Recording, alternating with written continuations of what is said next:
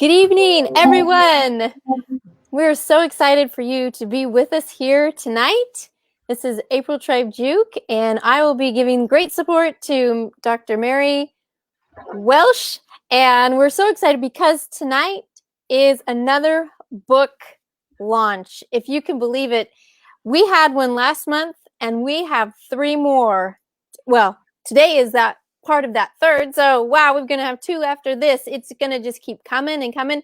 You guys, she is, I'm going to say, a queen at gathering information, sharing it out with the world in such a way that my family has personally benefited. And so that is something that's really, really exciting. So we want to have everyone pop in here, tell us and share with us where you're from, what you're doing tonight. Of course, you are here listening to this fantastic, amazing book launch with Dr. Mary Welsh. Why is this night so important?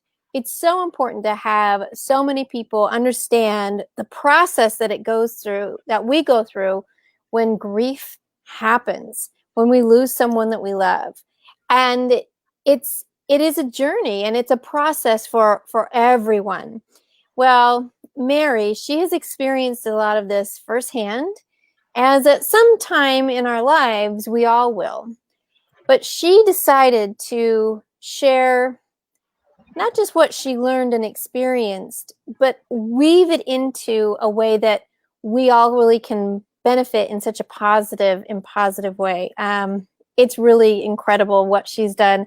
And I have to say, as I have been going through everything, this is the book we're celebrating tonight, Journey into the Looking Glass. You can see it on the ticker running down there below. Amazing, amazing. And I've just skimmed the surface of this, and I mean, I'm already with my mouth like, what? It really is a roadmap to self-discovery. And in such a time when grief happens, we really need that self-discovery. And so Dr. Mary Welsh is, wow, she is here to celebrate with us tonight. So pop in on here, tell us where you're from, share it out with us loud and proud. I'm going to also share it, and there we go. Share this out to everyone. Make sure that everyone's going to be here, up here live, and let's go ahead and get things going. So I'm, again, April Tribe Juke, and I'm down here in Kyle, Texas. And Mary, where are you from and broadcasting from tonight for this incredible book launch? Can you check? I got a notice that the link wasn't working. Is the link not working? Let's go check. This is what we want to do. All right, I'm going to go back into where I've shared it in my different places, and let's get this thing going. All right. Looks like we're live. Hey. Looks like we're live on this one. Okay. All right. It might have just been timing. So might have been timing. Okay. Sometimes it is a little bit on the delay, but I can see it on the pages that we shared yesterday. So that's fantastic. But please share with us where it is that you're seeing it from. If you went right to her profile, or if this was that notice that you got, and when you clicked on it, it brought you here. Share with us anywhere where you are looking at it from. I see there's a few people here tonight. That's great. Share with us where you're from. Tell us your names, pop it in here so we can know, hey, are we out there live, or are we just talking to ourselves in the closet or the garage, right? Or the garage, right? Wherever we're at here tonight. Let's see. I bet I can share out a few more. Let's go out there and share some more reminders. Okay, when I click on that link, we'll probably get a double feedback, but that's okay for a minute. All right. 1, 2, and 3. Yeah, I see it up on yours. Nice and strong.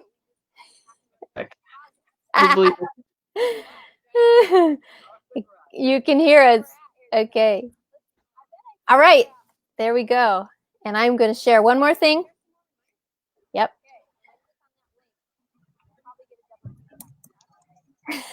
It's really strange to hear yourself like this. Okay. All right. Shared it out a few more times. Great. Super. Okay. So pulling it back in. I'm in Michigan, and so I'm glad to be here tonight. I'm glad to share my message, and help people find some hope on their journey, or to help other people on their journey tonight. And so I thank everybody for coming tonight, and April for facilitating for me. You bet. You bet. Shows that we've got 3 people here live, and I did see on one of the comments that they finally found us. It's not Okay. popping up here on this part, but I did see it when I checked over into Facebook. So we might be checking back and forth just to make sure that y'all are here. We can see it loud and proud, and having things go out to everybody. All right. You guys ready? You 3, let's get some more things shared out.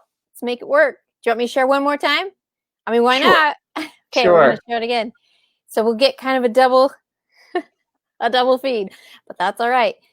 We want to make sure that all of this work, all of this planning, all of this preparation really goes into having people come and pop in here live. That's the most important part, because when we know people have been touched by it, we then can see so much more. Okay, so Danielle Burnuck says, I found you. Perfect. That's great. That's great. So, all right, we're going to go for it. Okay, here we go. Screen sharing this out.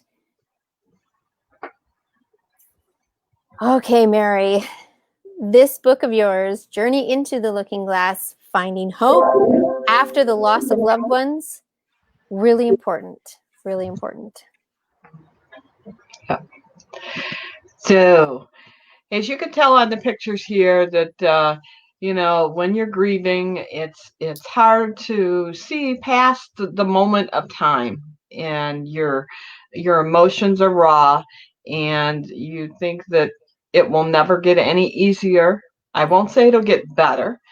It might get easier, but it's really how we can take a look at some positive aspects to try to help us on that journey to make our days a little brighter, and those that we love and those that we cherish that are gone.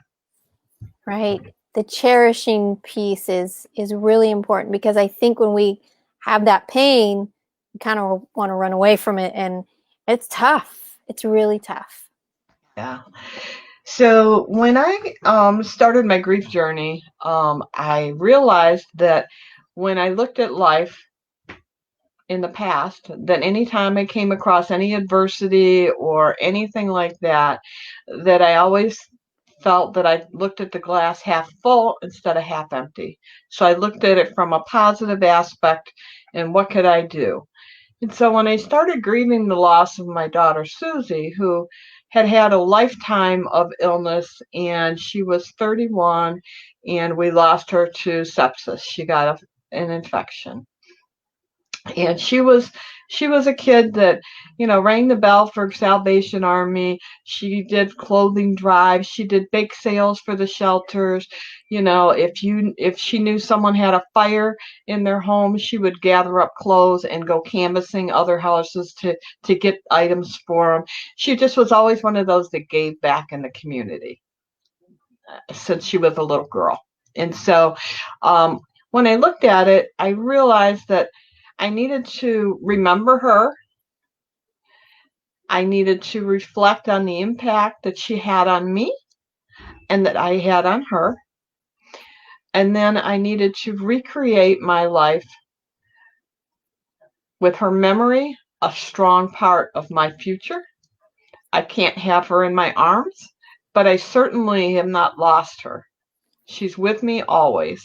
And so, how do I do that? And so I needed to address that. And then the last part was to relate. And relate to me is 3-pronged. It's taking care of yourself, helping other people, and then helping in the community. And so I call these the 4 aspects of positive reflection. And it's the premise that my book is based on, because those pieces are all addressed within the book. And as April's showing, here's the book, right? And so whatever we can do to look at things with a positive reflection, we're going to have an easier time of dealing with that adversity. So adversity could be the loss of an animal. It could be a divorce. It could be losing your home, moving. It could be a job. It's whatever adversity do you have. And so today we're going to talk about it from the aspects of losing a loved one. But if you take a look at these, you can actually pattern them throughout your life to help you through those times that are a little more challenging and make you thankful for what you do have. Boy, that's the truth of it. Making you thankful and realizing what blessings you really have. It's an impact that can really change generations if we really, really apply it well. So it's amazing. So this slide gives you a little bit of reference. I started my journey. It's been a little over 3 and almost 3.5 years. She died in June of 2017, and I had a wonderful therapist who told me that I needed to share my story because I could help other people. That I had a unique way of looking at it. And so I decided to take the notes and things that I had written as I journaled throughout my journey, and did a lot of research and talked to other authors that had lost children and read what they had done and what they had to say. And I felt, I think I do have a message. So my first book, Journey into Looking Glass. The second book on there is Journey into the Looking Glass, but it's the 4 aspects of positive reflection we just talked about. And it's a journal. And it's really talking about what you do for those 4 things, and then taking the time to write down what you did for yourself and what you did for somebody else today. So it's making you stop and think. And then the last 2 are children's books. And the first one is My Special Angel. And the second one is a coloring book. And they're both Susie Q's Positive Reflections. Again, positivity. The Angel book talks about all the questions about grief for children that my grandchildren asked me.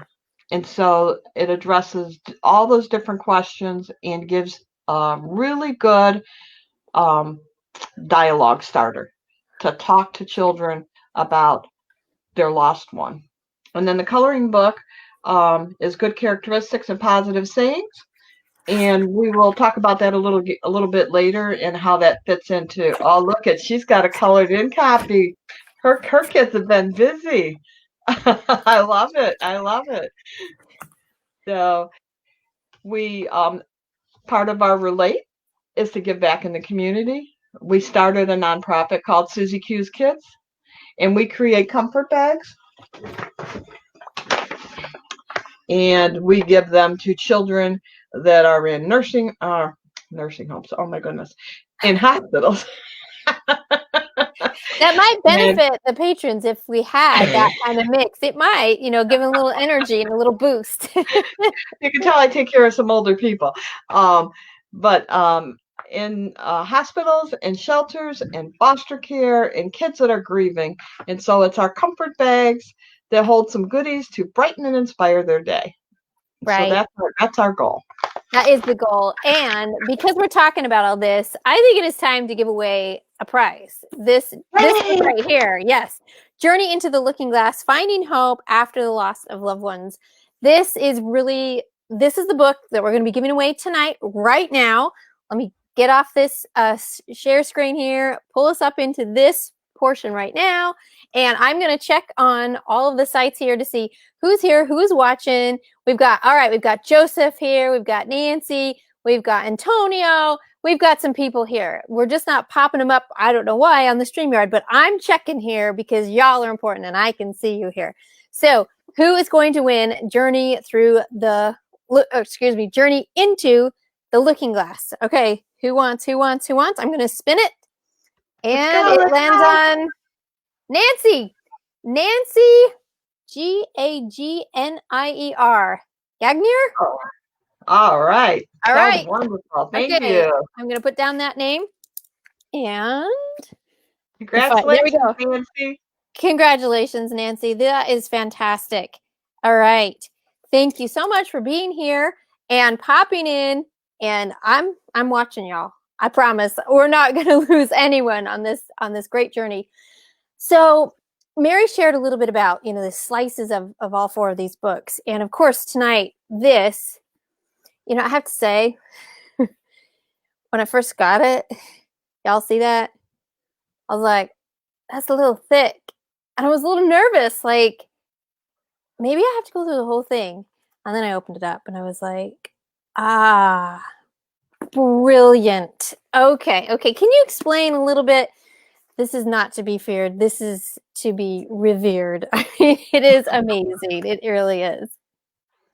So when you're grieving, I say you have fog for brains because everything is just going on around you. You don't know how things happen or where or what you're doing, or you redo things. You really just have fog for brains. And if I was to give you that book and say, read this book, you'd say, are you crazy? But I wrote it so that you could read 2 or 3 pages, and then there were key takeaways at the end of that summarized those 3 pages, and then it had some questions to make you think, so you could write down your notes. So you could at any time look at the pages and find what maybe was of interest or what bothered you or what you were thinking about, and you could go to that section and know that you could pick it up and do 2 or 3 pages and be done. And that amount of time you can maybe process. More than that, you're just reading and rereading because you're not comprehending. And so it really is a roadmap to success. Those little nuggets of information to process. I think that is just brilliance right there. Right there. It is exactly what we want to see. And oh, Joseph says, I'm so proud of my bride. Check that out. That's so great. It says, making mistakes, just make it authentic, making real, short pieces. This is from Danielle. Short pieces because broken hearts can't swallow big paragraphs. Oh, Perfect. now that put that on a greeting card. There you go. That is amazing. That's exactly it. Exactly it. So we're going to screen share a little bit more so that y'all can see the work, the joy, everything that's going to be happening here. We've got some quotes from other authors and what they've been through. And so, Mary, share with us this piece. Yeah. So in writing the book, I actually reached out to other authors that had lost children. So Lisa, she writes that it's a helpful guide full of essential information to process. And the reader, can make decisions, emotions, situations that the bereaved find themselves in. But it's a thorough book not only to manage the challenge of loss, but it helps you make peace with it. And when she told me that, I thought, ah, I must have hit it out of the park because she's lived the life that I have right now. She's a grieving mother. In the diagrams there, the picture says you can't do it alone. Grab somebody's hand, a hold of somebody. You need that help and support, and just keep going every day. Sometimes it's hour by hour, but you can do it. You definitely So I thank can. Lisa for that. You can do it. Yes. And Laura, she says that Dr. Mary has gleaned so much from a good counselor, marched forward by connecting early to a strong support group with bereaved parents of USA. If you are not familiar with that, get familiar with that. And done a lot of studying to be able to put so much information into this book. The array and content is broad, but the chapters are short, which is needed for anyone in the beginning months of the grief fog. No matter the loss, there are sure to be you can take away some nuggets for the reader. Thank you, Laura. That just supports everything that Mary had just prior said. And so I thank my counselor for being there to listen, to just help me channel my thoughts. She laughed. I would bring people for show and tell, I called it. And she'd say, I never had anybody bring anybody to show and tell. And I'm like, well, if you know me, you have to know my husband and my kids and my grandson and my mom and my mother-in-law, because they're all pieces of me, and they're all grieving as well, and they are all worried about me. And so if somebody gleans from that a little nugget, then it was a good visit. So I really do applaud the counselors that are out there that help those that are grieving um, on their journey. Yes, that sharing of the feeling. Well, no, I've learned so much more when we work through the emotion. It really is part of that healing connection. And emotions are painful, so we usually want to be like, I'll just put you over there. You can stay right there. And we think we've done ourselves a service. Yeah, because that little beast is going to come back worse. And just work through it. Work through it. Counselors, the supporters, anyone who can help you, it just makes it so much better. And so Melanie, she also lost a child, and she said that grieving's hard work, and that my stories, in the way her struggles and action plans, um, give a reader a way to get through their grief. Again, she talks about the short chapters, easy to read, and the relevant topics that extend the relevancy to anyone who has lost one, not only parents, but maybe they've lost, other children or. And so, most importantly, she said grievers need to see that they are not alone, that it's self-discovery after loss that's really what we're dealing with. Right? Because it's a brand new way to think, to work through every day. I'm sure nothing that anyone wanted to pick, but here you are. And your choices are to do things that are probably self-destructive or do things that are self-discovery. So, fantastic way to look at it all. So Marvin Williams, he says that Dr. Mary Welsh captures the essence of the experience of losing a loved one and offers helpful support and encouragement for anyone who needs empowerment to overcome loss. She teaches us how to memorialize a loved one while achieving the power to move beyond the sadness and the loss, to embrace the power of a new normal experience without the loved one's presence. Wow. I mean, yes, you can. Yes, Yeah. you can. She's living proof, and these books, I'd say they're Mary that gets to come with you, your own little personal counselor, right? She gets it. So why not have that amazing person with the experience journey with you? Because you're not alone. And so I look at the woman with her child on the bed, and they're reading a book, and that really just reads home to me that the angel book that I did for children, it really is a chance to open that dialogue, because it's a thin book, but you wouldn't want to read it all at one time with a child. If they're grieving, you want to do a couple pages just like you're doing with your adult book, so that they can process, and so that you can actually start talking to them and remembering this or that the book might have brought up, so that they can process their grief as well. And if they're able to talk about it with you, that's much healthier, just like it's much healthier for us adults to be able to talk and get those feelings out, those insecurities, those what if, coulda, shouldas. I just miss my grandma. I just miss, my aunt. Whatever, whoever it is, you have to remember to tell them that they can do it. They got to remember their loved one, and they have to weave the story forward. And we're going to talk about that. Yes, exactly. Weaving the story forward. I mean, hands in the air, embracing something completely new. Tell us about this one. So the visual in the corner with the girl with her hands in the air.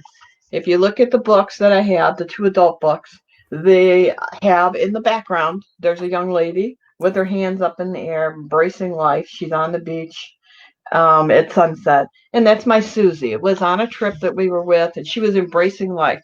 Life was good. And so we, as adults now, we also need to embrace that life. And that's what it's telling me. Embrace your new normal.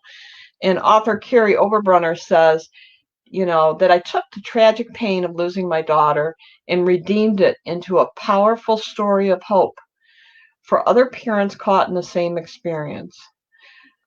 I offer the process of remembering, reflecting, recreating, and relating to that memory and impact of those loved ones.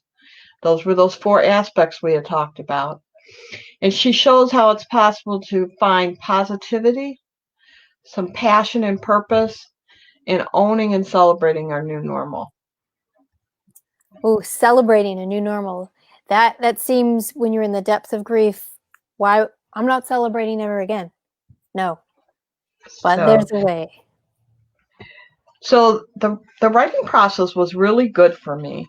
And I would like to share a poem that I have in the book. I wrote 2 sections of poems, and one section is poems that I wrote from my perspective. And then there's a whole raft of poems that I wrote from Susie's perspective.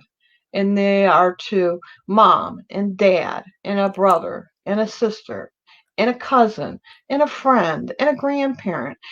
All those to just a regular griever, no particular. And so all those people, because Susie and I spent so much time together in the hospital and together at home as she was ill, I was able to take her thoughts that I heard in my head and put them into poem format. But for you, I'm going to talk about, let me see, 255 here. This poem speaks from the heart. When it was your time to leave us, we gathered around and we shared special moments. We gave you one last hug and kiss. We sang, "You Are My Sunshine," a favorite song of ours now. We graced your journey with prayer. We said goodbye with heavy hearts. Your presence was with us one moment and gone the next. It left a huge void. We wanted to pull you back, but you had taken your last labored breath and you were finally at peace. We must learn to live without you, your contagious smile. Attempt to live life as you did, kind and caring, making a difference in the lives of others.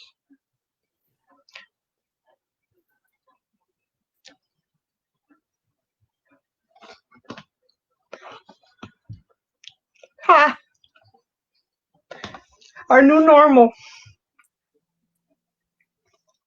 feels so lonely. But then it's no different. You're still with us. Your presence permeates our lives. We have the memories and the pictures, the music and the jewelry and the gardens. We have all those dreams, the pennies that we find, the butterflies that we see, the dandelion puffs that we blow.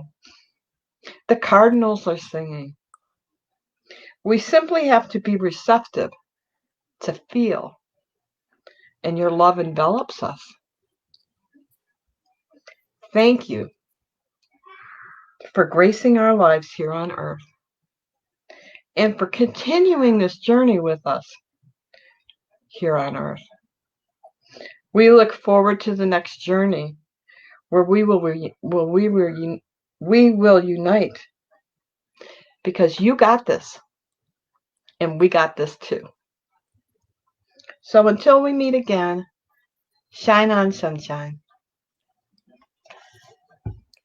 So Well, hang grieving is on a minute. hard. Just a second. Grieving is hard, and Reading that you. was tough. But we Ah, have to remember, and we have to reflect, and we have to just weave them forward in our lives, because if we do, like I said, she permeates our lives. She's with us always. She's here tonight, and here she is. There's my girl. That's my Susie. And she was precious. And she'll always be with us. yes, definitely. Well, maybe to celebrate, right? We're going to celebrate and work through these emotions. I think it is time to do a little bit of a giveaway, right? I think that if we go back here to this part, we'll see that, you know, living in these new normals and celebrating, these are these positivities and the way to grieve, and we've experienced just the emotion of such love, right? And because we love so much, the losses are hard.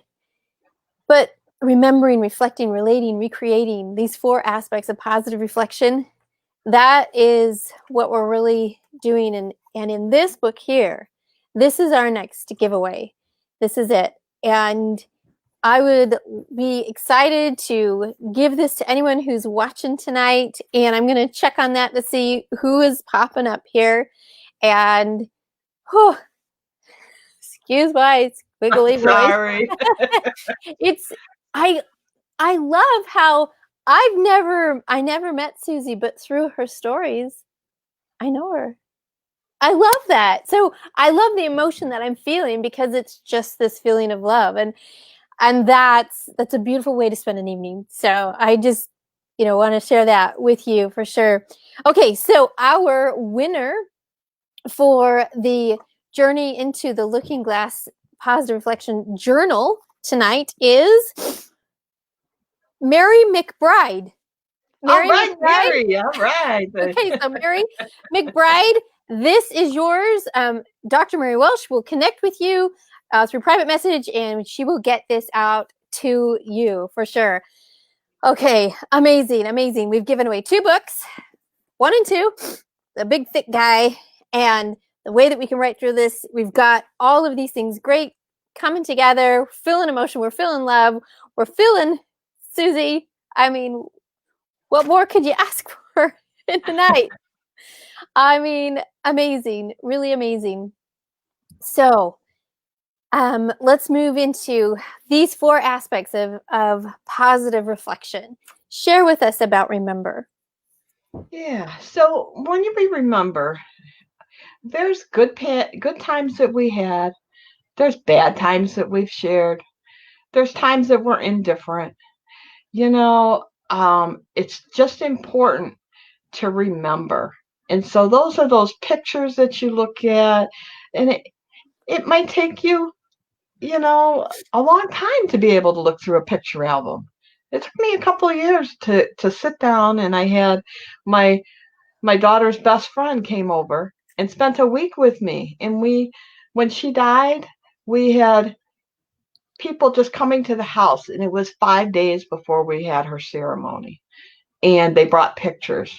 We ended up with 49 presentation boards of pictures.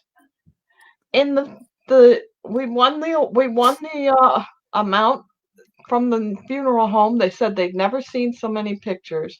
And when anybody came up to talk to me, I said, I challenge you to find one picture where she wasn't smiling. One person came up and said they found one. I said, what was she doing? She was at the bottom of a roller coaster. I said, oh, you just caught her before she went, ah! And went into that big smile. So April came over and look at all those pictures on memory list.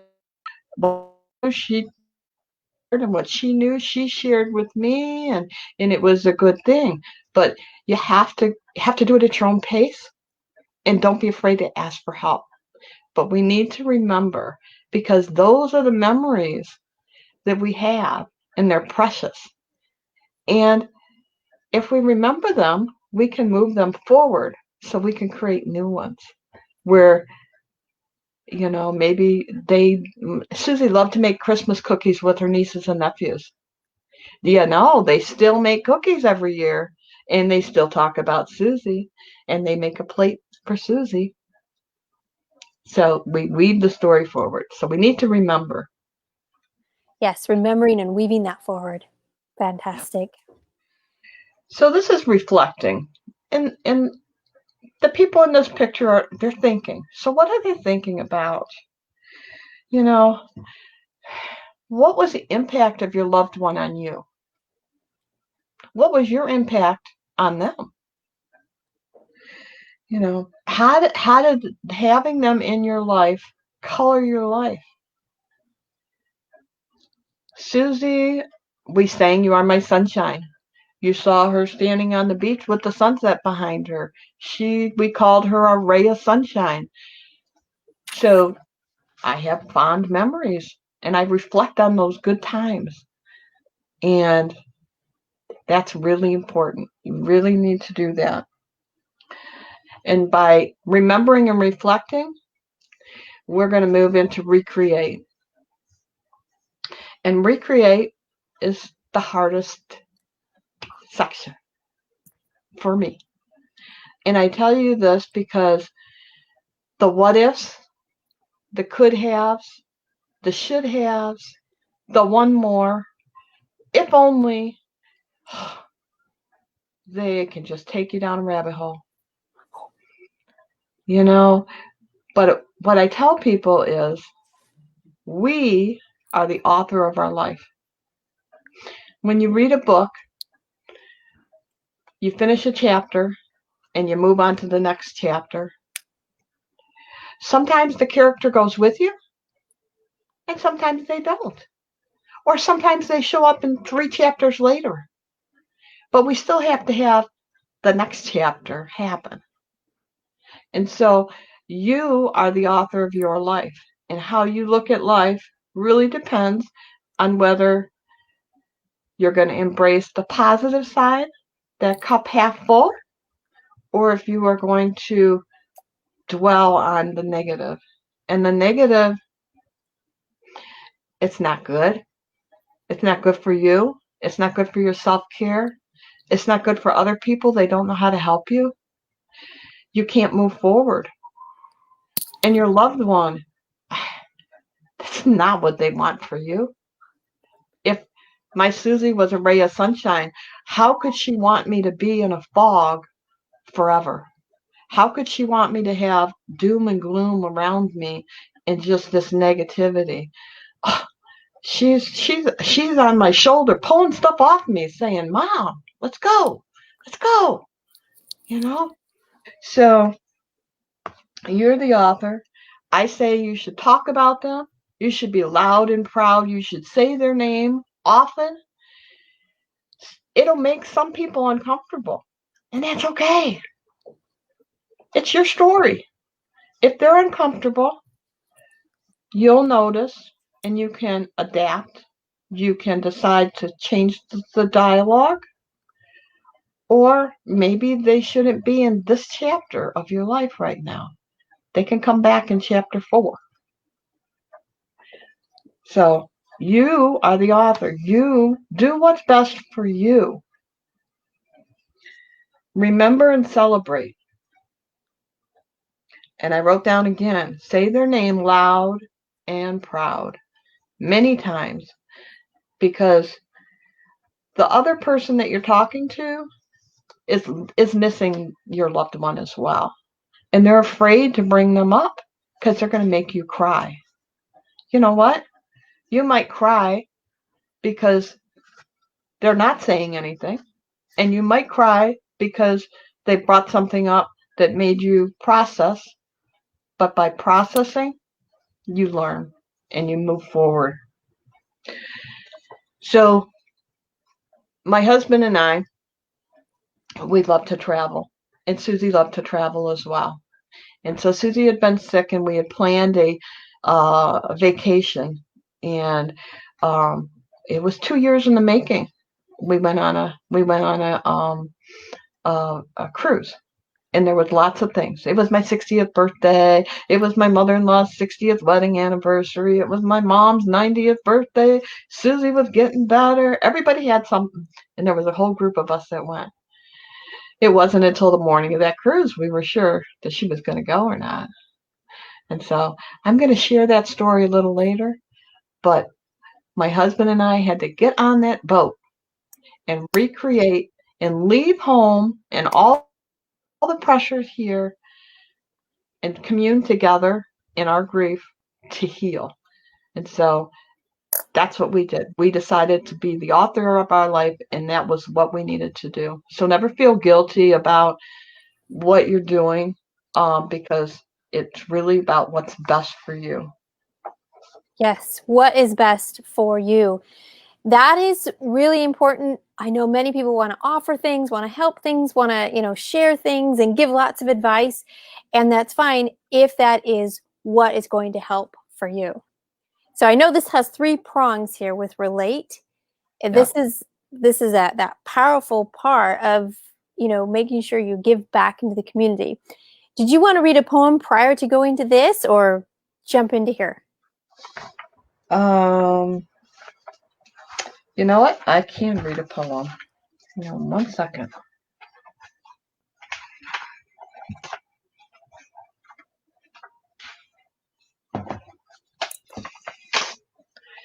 So you are in control. Find your purpose. You are responsible for your destiny. Nobody else. We cannot prevent death, but we can control how we respond. We can let it define us, or we can define it. Respect yourself. Respect those that you love. Respect those that have gone. Honor them by living a full life. And the emphasis is on living, right? So take charge. Get up. Get moving. Get motivated. Find your new purpose. Dedicate yourself to supporting that purpose. Enjoy life. Create your own ray of sunshine. Shine on in their honor. So what's your purpose? What's your purpose? What is it? Yes, great thing. I think that leads really great into this relatable piece of self-care, helping others, giving back to the community, because those might be the place where we find our purpose. Sometimes I know in the service of others, because we kind of finally get pulled out of ourselves, we can see, wow, it's been so long that I didn't notice. I've just been stuck here. I've been in that rabbit hole, and now it's time to go out there and to help others. I mean, your therapist was amazing to say, okay, challenge time. It's time for you to really, write this, and it's probably going to help so many people. That's what a big ask. What a big ask to do. When you But have fog for brains too. I mean, that was a great thing all around. I mean, what powerful thing, because the fog, you were still able to go through it, write it down. Now, I mean, it makes incredible sense going through it. So I know you had support along the way there. There are probably times where Sue's like, pick it up again. No, do it again. Mom, come on, and that's got to be exciting to know that she was right there with you. When you talked about you knew Susie, in the beginning of my book, and I tell people to do this, write down those stories. When you're at a funeral and you're talking, different people come up and they tell you stories because they lived a different relationship with your loved one. And those stories make them human, and they make them, that loving person. And some have laughter in it, some have crying in it, some are sad, but if you can capture those stories when you're having a moment, you can go back and read those stories and laugh. Her uncle, one day he was there and he had a whole plate full of food. Somebody shut the door wall on him, and when he turned around to walk out, it all landed up in his chest, right? And of course, he swiveled around to see if anybody noticed. And there's my Susie laying on the couch because she was sick. And she started belly laughing. That story's in the book. That story, Susie would be in the hospital and start laughing. And I'd say, "What's going on?" And she goes, "I could still picture Uncle Jim walking into the door wall, And so those are the things that we want to capture, because that was the essence of Susie in my story. That was her essence of laughter. She loved to laugh. And so just write down those little stories. And when you're talking to someone else, you can share those stories. And then she lives on through that, right? You're moving forward the story of Susie or your loved one that you're missing. Exactly. But this section here is all about the self-care, helping others, and giving back in the community. And so we're going to move to the next slide here. All right. Oh, and if I push the right button, push the wrong button. Hi, it's me. Hi again. Okay, push it. That was like my Zoom call today. I kept pushing the wrong buttons. I'm like, we'll keep getting it there. So this has a lot of different things on it. And so these are just some ways to do self-care. And so the two girls in the corner on the top are laughing. Laughter is great. Girlfriends are wonderful. And so I called my friends and set up standing weekly, monthly dates, bi-weekly dates, whatever, depending. And I went out and I talked and I cried and I laughed.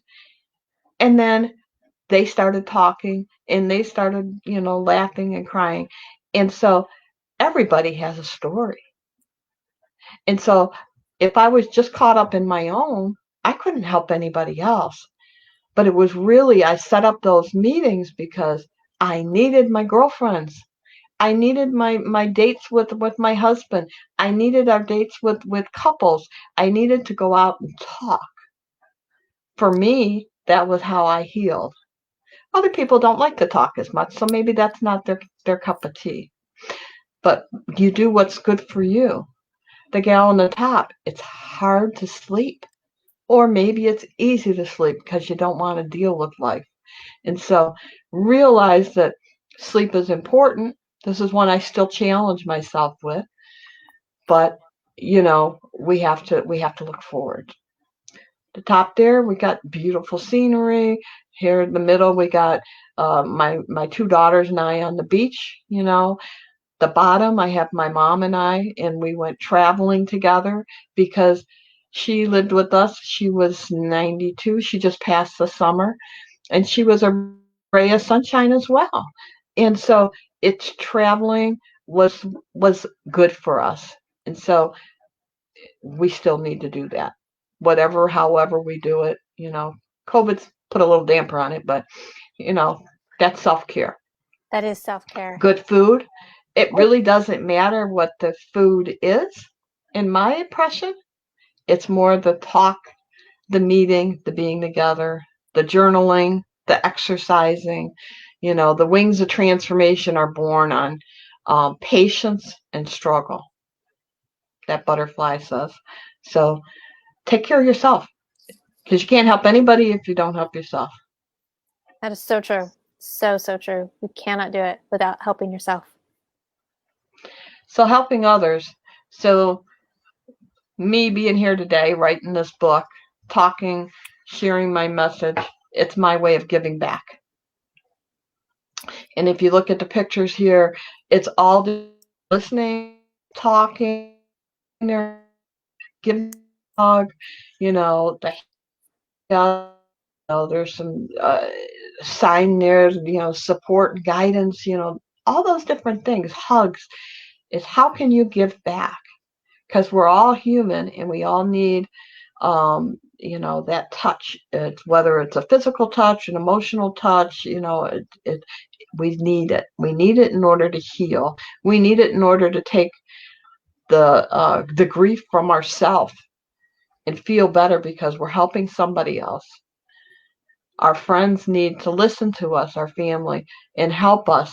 And it makes them feel better because they're helping us through our grief. So always, in life, it's important to take care of yourself, but also help others.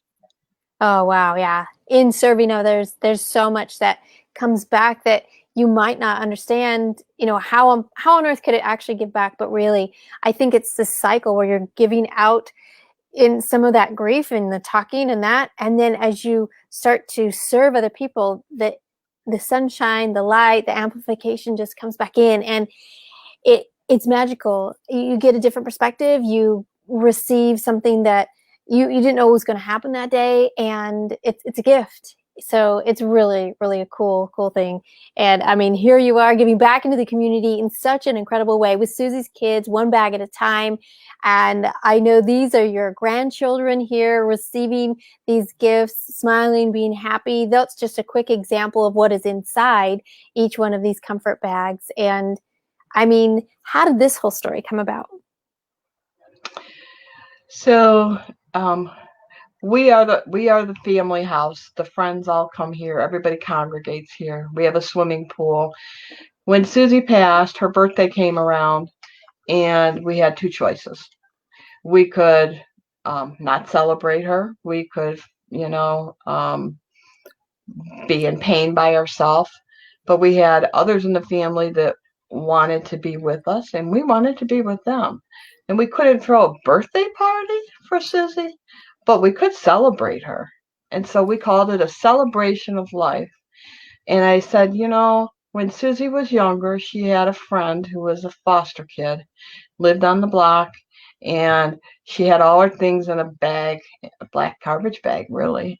And Susie didn't like that. She didn't think that was fair.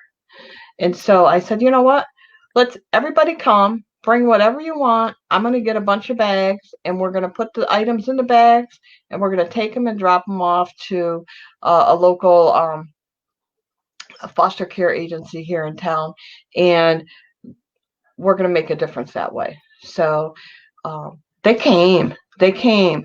There was probably, I don't know, 75 people here, maybe a little more, and throughout the day. And they brought bags of stuff. And we had tables lined up in the yard, and we had everything laid out. And they would grab a bag, and they would walk through the line and put items in the bags. And they were so full that people had to hold them, and somebody else had to zip them. And there was 50 full bags. And it was really amazing because I had 3-year-olds, I had 90-something-year-olds, all laughing, talking, sharing stories, talking about, good times and funny times and sad times. And they were just sharing. They were healing. There was nobody sitting around crying. Susie didn't live that way. As that picture board story I told you, she always smiled. Even when she was in pain, she would put the smile on because that was Susie, right?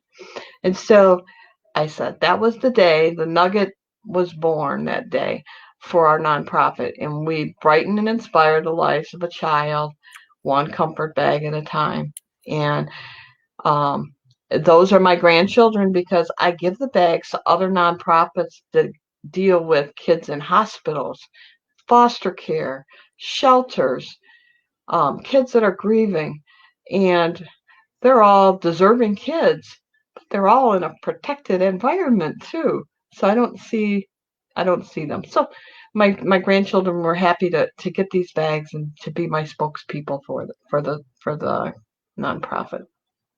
Right, But right. just imagine a child that's in the hospital that is, sick, don't know what's going on, and somebody comes in and gives them a bag and there's books and coloring books in it, which that's where my coloring book was written, because these two books go in my bags. And so it's all related to me. Susie is making a positive impact. And so um, it really is a way to talk about Susie all the time, to share her story, to get other people engaged, to tell their stories and maybe do something similar with their loved ones. And we can engage people in the community, to businesses to give product, employees to get engaged, to put the bags together. There's so many different elements of it. And I just imagine the smile of the child coloring. And I love it because you told me a story. I sent you the books, and you used my books to talk about the children's grandma that had just passed. Yes, I did. Tell the impact. All right, I will share this impact. So my mother-in-law passed away, and it was one of those moments where Grandma Ann, she was the one that, she was the festive. All holidays were at Grandma Ann's house, right? I mean, and Christmas was the bomb, right? That was the one where she just went crazy. I mean, her Costco card can show you how crazy she went. But we always had a stocking, and the kids were just accepted. Now, just to share a little bit about my background. So I've been married twice. My first husband, we had to divorce from a domestic violence situation. So I had 5 children in that first marriage. Now, when my second husband, Scott, who I'm married to now, when he kind of took all of us on, his mother, just a minute, his mom embraced. We never felt like step grandchildren or like one half, their half. Never. For Anne, she always wanted grandchildren, and she had to wait a long time for her second son. There's only two boys in the family, and so Scott took a little bit longer to get married. And when he finally found me, it was kind of like boom, insta dad. There's 5, and then suddenly we had 4 more, so there's 9 kids. But prior to having all 9 of us there, Mark, who is his brother, he had 1. And it took forever to have the 1, and then it took forever to have the twins. And Anne was just so like, oh, precious about anyone. And when suddenly through a wedding, there's 5 right there, it was amazing. And she just embraced all of them. And my girls have great stories about Grandma and the care and the love that she showed to all of them. So when Grandma passed, it was just like she'd always been, and she always was a part of all of us. Now, as the younger kids were born, they all knew Grandma. They all were able to, know her, and she was able to hold every one of them. And my baby, he was only, let's see, he was 2 when Grandma died, or no, 3. She was 3. So still learning, still, trying to figure out life. And you have a story about, when they're young like that, they don't know all of the things, but we share, and we wove in some of the stories.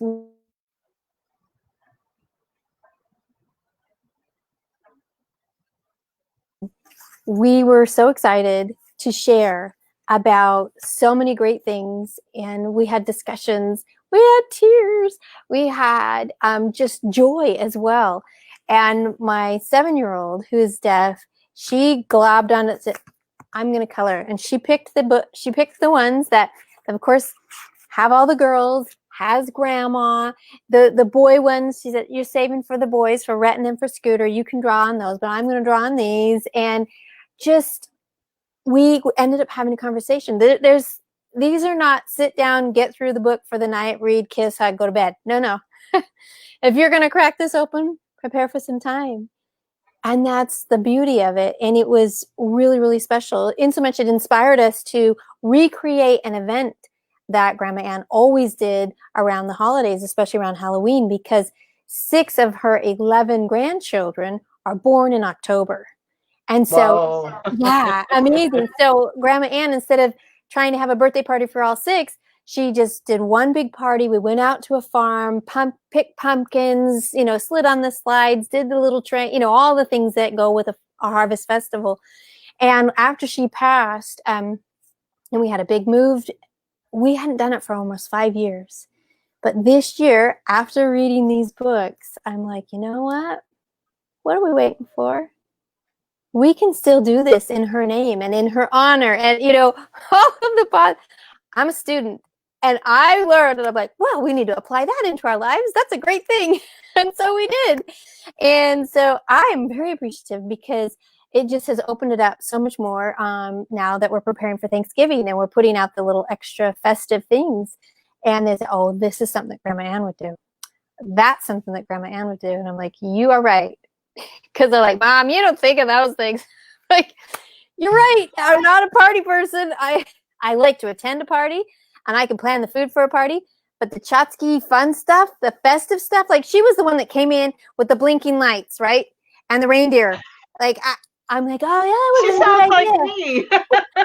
It doesn't even cross my mind to do that. But I'm getting better at it. Because now I've got the 4 little ones that are like, hey, there's a picture of Grandma where's the lights? I'm like, we better go to the dollar store. I don't know where the lights are. We better go get some. So it's very good. So we've had some great healing through it as well. And now they're learning stories because they were so little. My first half were big enough and old enough, but I find them listening to the stories too. So thank you, Mary. I mean, what can I say?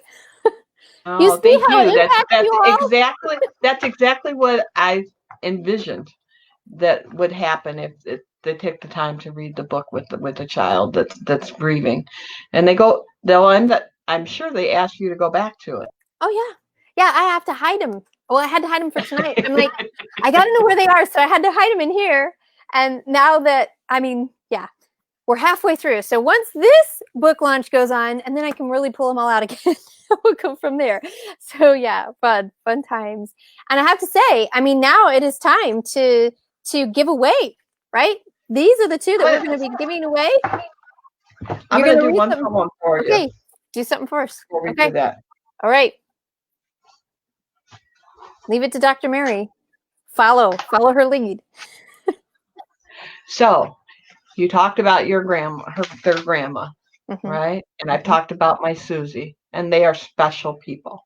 They're special in what they were. So some people are good, and some people are extra special. Some are good, some are extra special, and you are that extra special, that beacon of light in the darkness.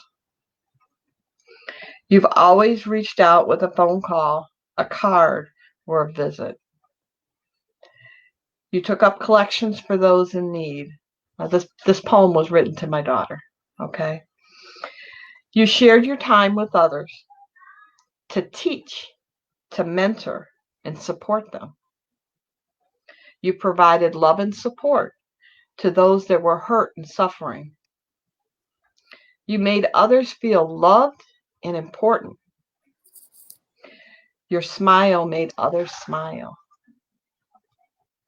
Your memories and good deeds, they live on. Your family and your friends, they continue to live like you did. They are binding together to create new opportunities, to remember you and to honor you in those shared experiences, helping others. We formed the nonprofit and continue your good works. Susie Q's provides the comfort to children one bag at a time. We will bring joy and support to others in your honor. You are wound into the fabric of our lives and forever will be with us, today and every day. So shine on, sunshine. Happiness springs from good and helping others. So make a difference. Yes. make that difference. And we're going to make a difference tonight by giving away both of these books. This is going to be so great. Let's find out who is going to win this tonight. I'm going to check out here. Who is here? How are they going? Let's see. And spin. And it says Georgiana Berg. Fergie, yeah. Fergie, we better write that down. Georgiana, congratulations. Congratulations. Woo! This is fantastic. You know what? I feel really good. Let's do another set, please. Okay, let's do another set. All right. April L. Lucier. Oh, April's my picture girl. She's good. Oh, yeah, good. Hey, great name, April. I love it. I love it. I love it. Oh my gosh, how great. Okay, Georgiana says, I loved your color.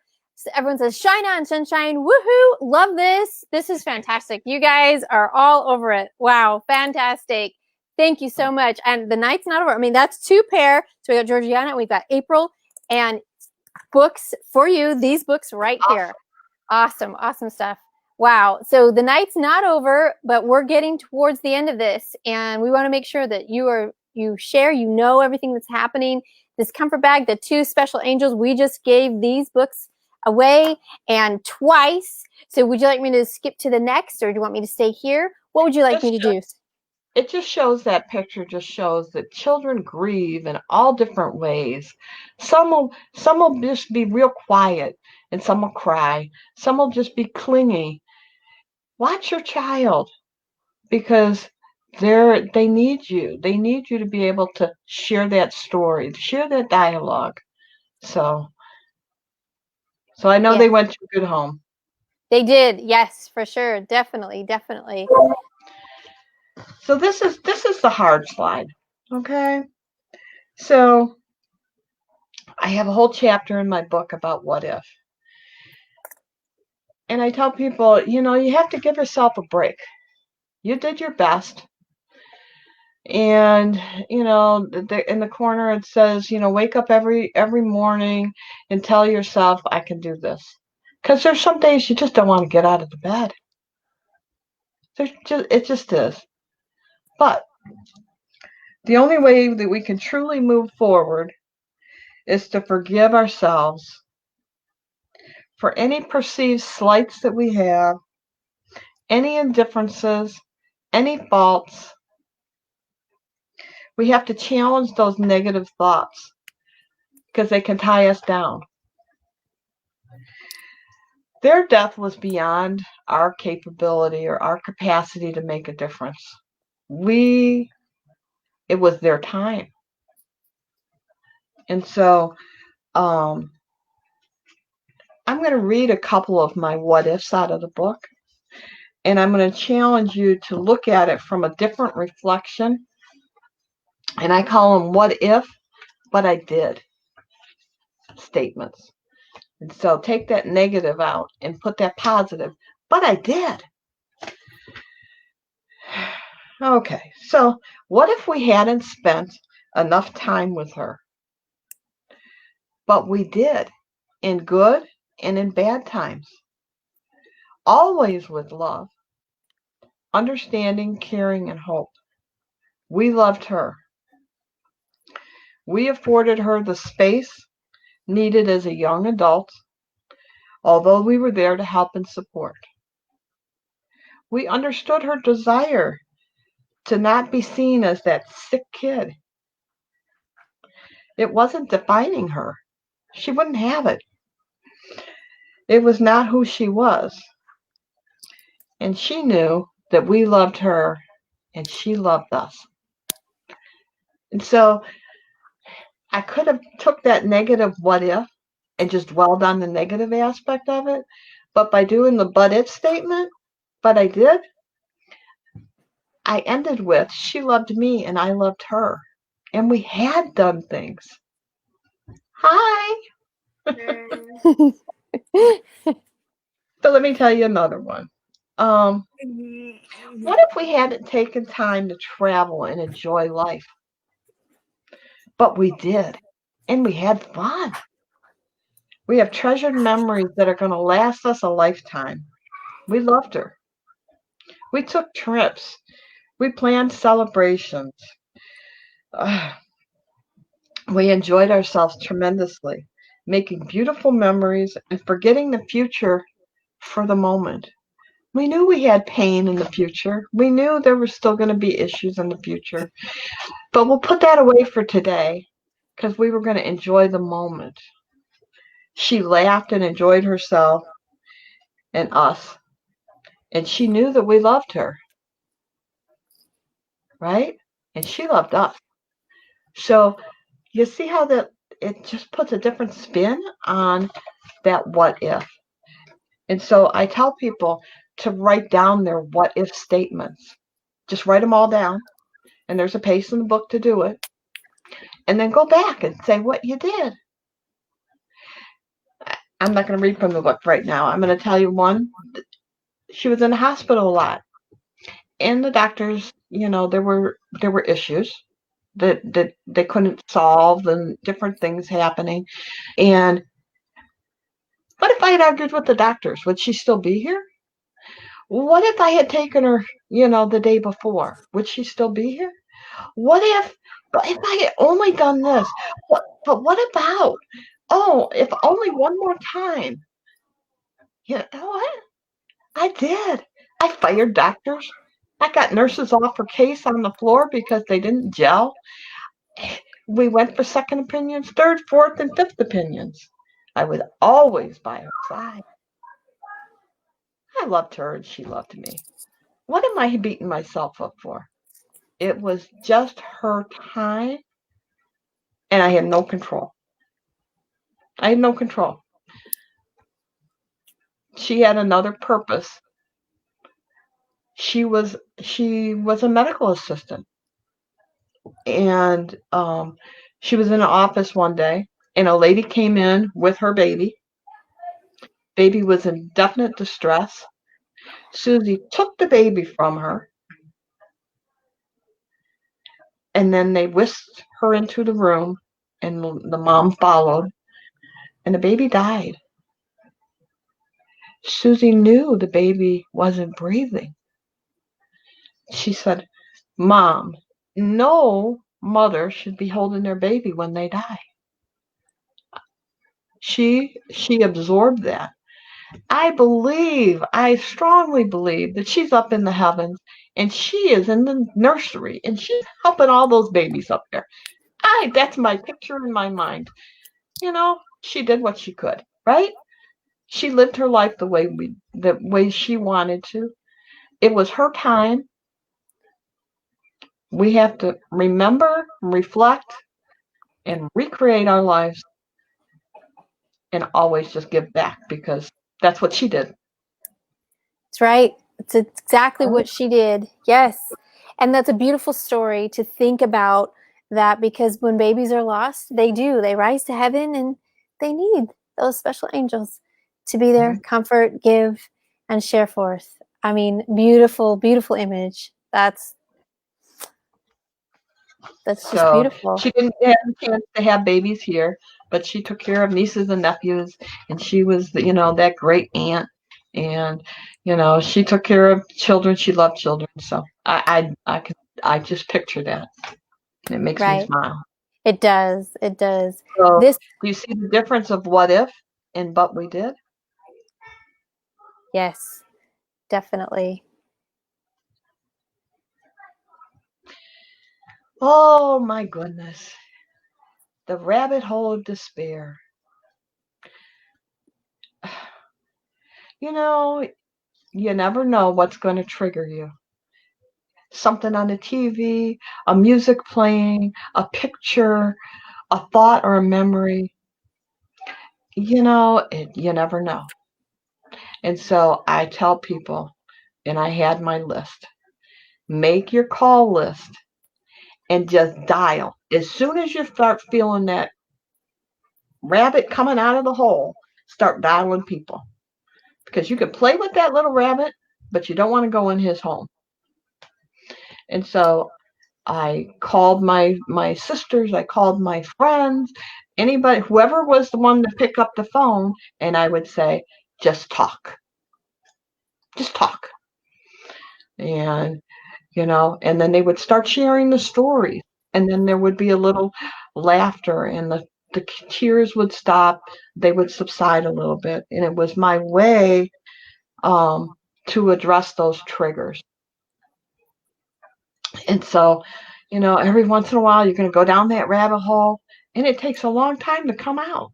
You're stuck in there. You feel like all the weight of all that dirt's just covered on top of you. And it's not a nice place.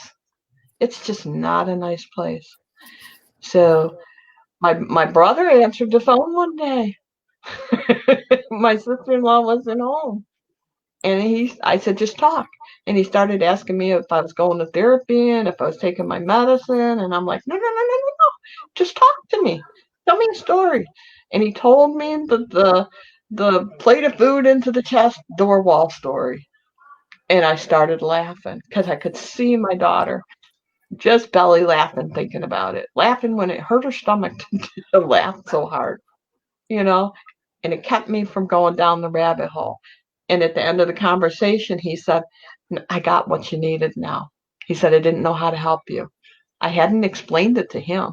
I had explained it to my sisters and my sister-in-law, So make sure those people know what you're asking for when you call up and say, hey, rabbit hole, talk to me. And it's that simple. And they stop. They stop what they're doing and they help you. Even it could be 5 minutes. It could be, hey, I'll be right over and we'll have lunch. Hey, get in the car and drive to the mall and we'll meet and have, a bite to eat or something.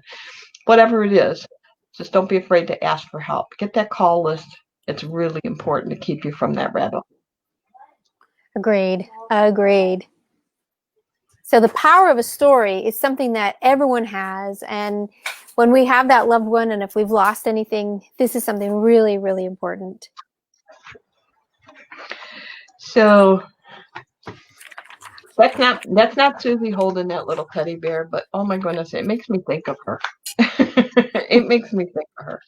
And so everybody has a story. And when you call that friend on the prior slide, if you called that friend and you started talking, they might start talking about their issue or their loved one and how they handled it. Everybody has a story. And so you might have reached out, but you might end up helping them because they're going to come back and say, I I have friends, we've all lost our moms recently. And so one reaches out and then we all start talking and we're all talking about our own moms, you know? And so, you need to reach out. The power of that story is to be able to share those memories, to share and to move forward. When we talk about our loss, then the weight of the loss can be released. If we don't talk about it, it just weights us down. When we share our loss, we can grow and we can transform and we create that new normal. And so in this picture, I have necklaces. They're the ashes of my daughter, and everyone in the family just about has one. And they wear her. They find that Susie is with them always, close to their heart.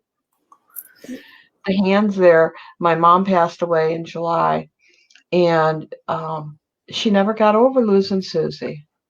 She wore that necklace that's in her hand always. And so I grasped her hands. I said, your hands are the ones that bind us together. I ended up taking a picture of everyone that came to see her that day and put their hands together. And those that were out of town, I said, give me a picture of your hands because I'll do something with that. Those are the hands that bind us together. Grandma will always be remembered, and those hands will be in that picture. The bottom one are butterflies. The power of a story. My grandson lost his uncle at 2 years old. He was a soldier.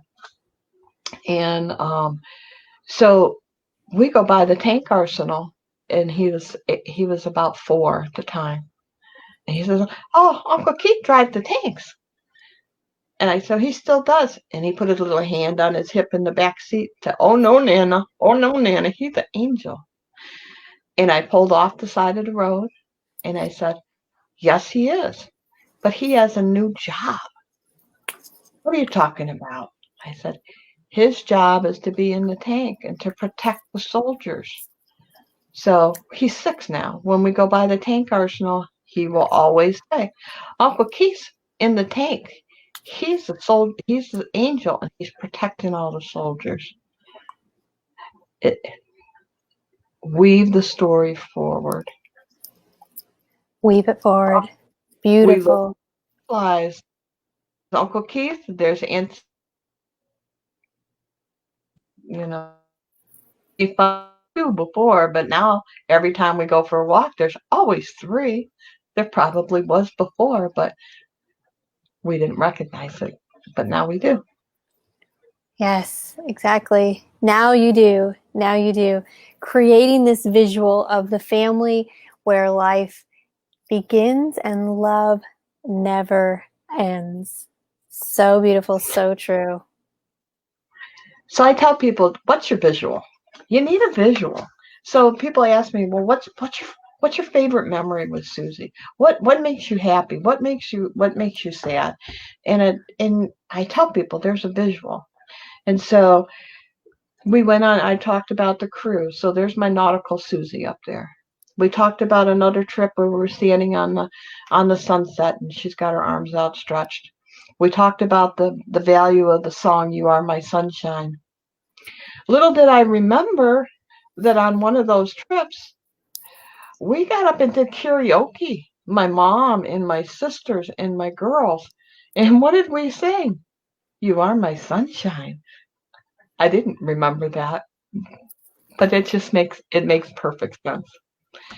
So we're going to go down to the bottom picture there. So we're on this cruise, and I didn't know she would get on the boat until the day of the cruise, her and her sister.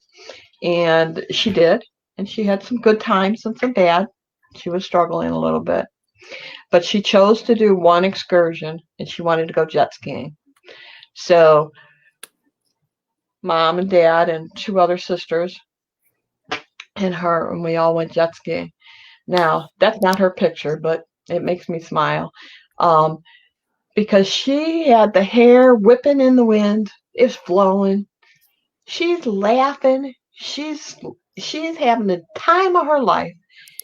And she only knew 2 speeds. One, full throttle, and one off. And so from the minute she got on there and left the beach, she was at the front of the pack. So I told you we went on a cruise and recreated that scenario a year later, my husband and I. And so we did one excursion. It was jet skiing.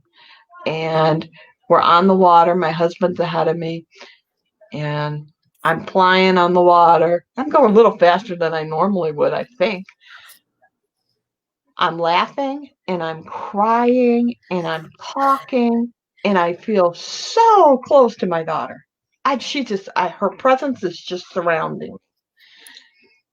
I was recreating my day, my visual, right?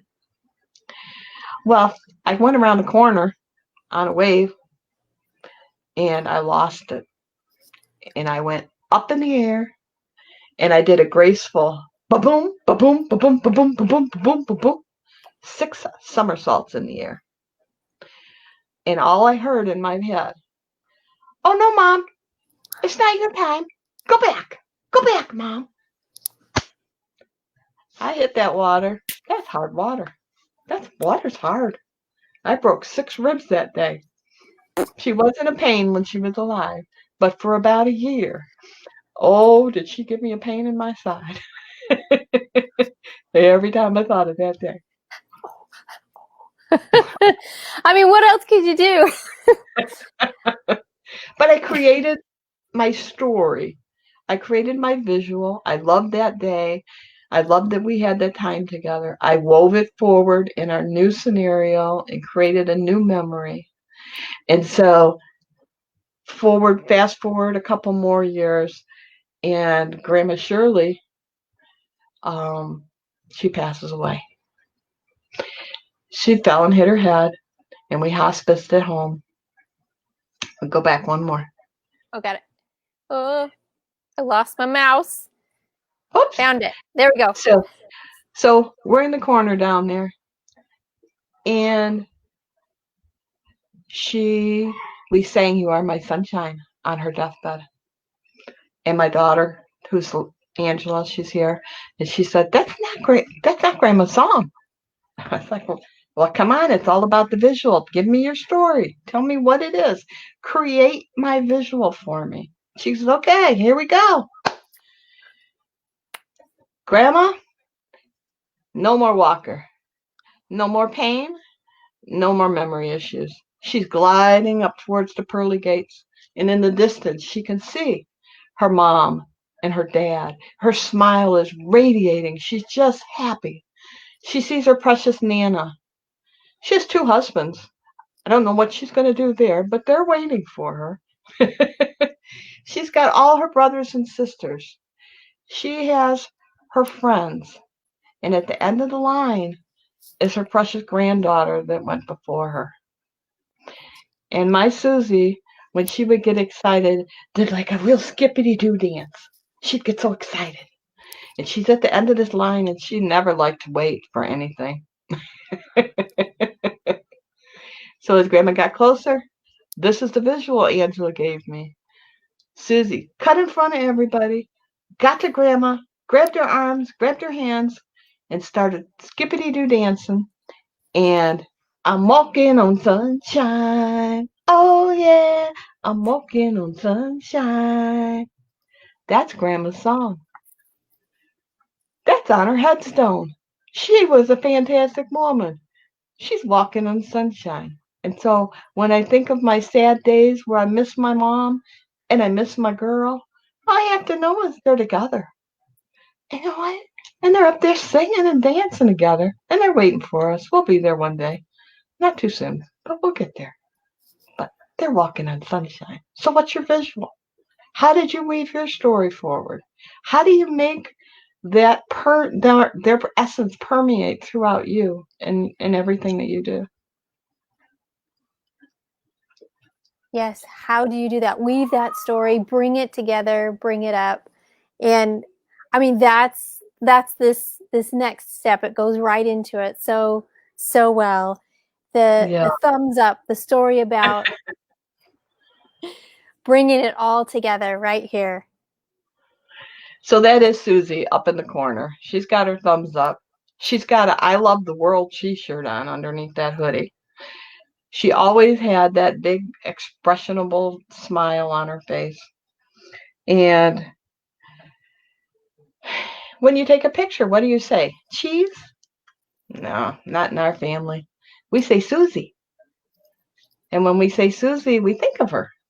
And so every occasion when we're taking pictures, we're thinking of Susie. And Susie always had the thumbs up. There she is right there. She got her thumb up. So we go, Susie. And it doesn't matter. It's playing in the front yard. It's her friend out on the boat. We're at the aquarium. We're opening Christmas presents. I'm on a cruise. The thumbs go up. You know, she's been at every graduation, every birth, every occasion that we have. You can find a picture where somebody has their thumb extended. And that means I was thinking of Susie and she was with us. A simple gesture, but in the present day, it makes us think of Susie. In the future day, she was at her nephew's graduation. She was with them when they got their keys and got to go for their first ride in their car. She's with them more than we are. True, true, true. Very true. Yeah. They are with us all together. I mean, amazing. It looks like we are coming up towards the end, but we're not done. We have some more gifts to give away. And just like we gave away 2 sets of book as well as the coloring book, we are now giving away the journal as well as another copy of Journey into the Looking Glass right now. This set will be yours. Who is ready for it? look at this page. We have all the books available on Amazon. You can give to the 501c3, upcoming book launches. Save the date for November 19th. That's in another week. And then November 30th, a little bit after Thanksgiving. All of these are coming up for you. Please come. Please join with all of us here. We want you to know that what Mary has produced tonight, I know many of you have felt it. I've seen great comments coming up. We've had stories, I've had tears, but we've had joy too. We've had this whole emotional, amazing roller coaster. And so tonight, we'll be giving away Journey into the Looking Glass, the four aspects of positive reflection, as well as Journey into the Looking Glass, finding hope after the loss of loved ones. So this is going to be for all of you. I'm going to stop this share. Let's see who's going to be the winner. Okay, I got to get here. Oh my gosh. Okay, more. Oh my gosh. I have to go through 64 comments. Hang on. I got to spin this thing. There's no way I'm going to get through 64 comments. Okay, I'm just going to start spinning. I'm going through. All right. The winner is Susan Miller Schultz. Susie. Susie. Okay, Susan. Susie. That is true. We had an April and a Susie as winners. We tonight. did. Oh, she's put the little smiley laughy on there. She says, I wonder how many pinhook tables are being played. I don't even know what that is. Pinochle. I don't know pinochle at all. So I apologize. There's a card game up in heaven, and there'll be a card game when we can get out of COVID. There'll be card games here. So. Well, I'm going to have to learn this game because I've heard of it. Obviously, I've never read it. This dyslexic is learning everything new. Mary gives me a challenge every day. Every day. So way to go, Susan. Congratulations. This set was for you. We will get all your information following this incredible book launch. Thank you, everybody, for coming, for being supportive, for listening to all of the stories. Again, the journey into the Looking Glass, you get bite-sized pieces to know how to go working through your grief, but it is that roadmap to self-discovery. And Dr. Mary Welsh, you worked through the fog, gave us all a gift, and have made the world a better place. I mean, what can we say? Great celebration. We're going to do one more. I want to give away a Susie Q bag. This will be a bag, and it'll contain the two kids' books in it. So I want to give a grand prize out. Okay. Okay. All right, everybody. Grand prize. It goes to Danielle. Come on, who's the winner? Come on, Danielle Burnock. Danielle Burnock. That is who the winner is tonight. Danielle Burnock. Oh my goodness. Excellent. Yay, Danielle, okay. Very good. Thank you, Danielle, for coming through, staying with us. Oh, excellent. My goodness. Like I said, our upcoming book launches, one is going to be one of them is going to be for the coloring book. And so I'll be talking about the power of coloring and healing aspects of it. And so please join me next Thursday for that. And then on the 30th, which is a Monday, we'll be talking about journaling and the power of journaling, and we'll be launching that book as well. So, please reach out. You'll hear a little bit of the same story, but a different aspect of it, really looking at the power of coloring and the power of journaling to heal. Wow. Yes, it is powerful. You are actively doing things, and we can't wait for all of that incredible things to happen and to go forward with this. Mary, thank you so much for this evening. Let's see what everyone else has to say at the end of this. Thank you.